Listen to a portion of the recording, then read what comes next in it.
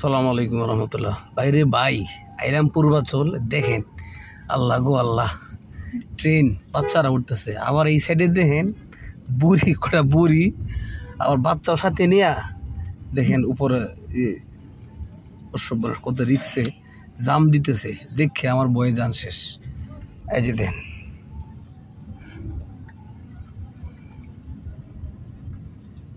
এই যে দেন এটা বুড়ি দেনের মধ্যে উঠছে, নৌকার মধ্যে